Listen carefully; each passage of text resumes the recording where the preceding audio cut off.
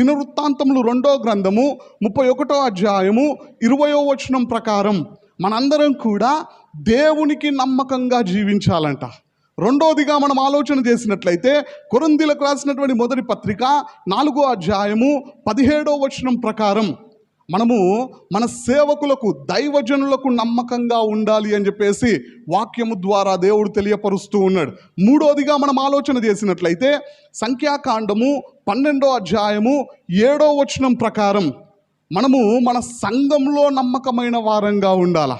నాలుగోదిగా మనం ఆలోచన చేసినట్లయితే ఎఫెసీయులకు రాసినటువంటి పత్రిక 6వ అధ్యాయము 21వ వచనం ప్రకారం మనందరం కూడా పరిచర్యలో నమ్మకమైన వారంగా ఉండాలండి.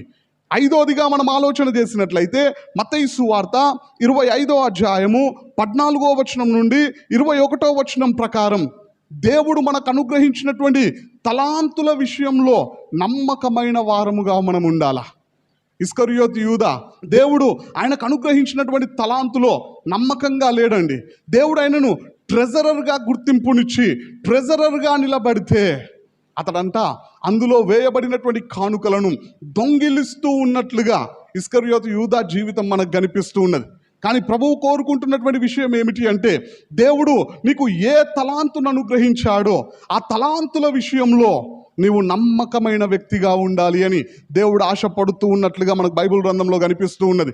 ఆరోదిగా మనం గమనించినట్లయితే మత్తయి సువార్త 24వ అధ్యాయము 45-46వ వచనం ప్రకారము మనందరం కూడా మన యజమానులకు నమ్మకంగా ఉండాలంటండి.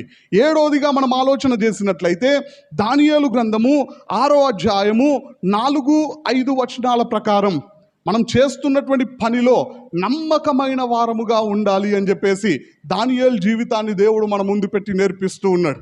దానియేలులో ఏదైనా లోపాన్ని, ఏదైనా పాపాన్ని, ఏదైనా తప్పును చూపించి రాజు యొక్క ఆగ్రహానికి గురి చెయ్యాలి అని చెప్పేసి 122 మంది ప్రయత్నించిన దానియేలులోనంట ఓ చిన్న తప్పును కూడా కనుక్కోలేకపోయారంటండి.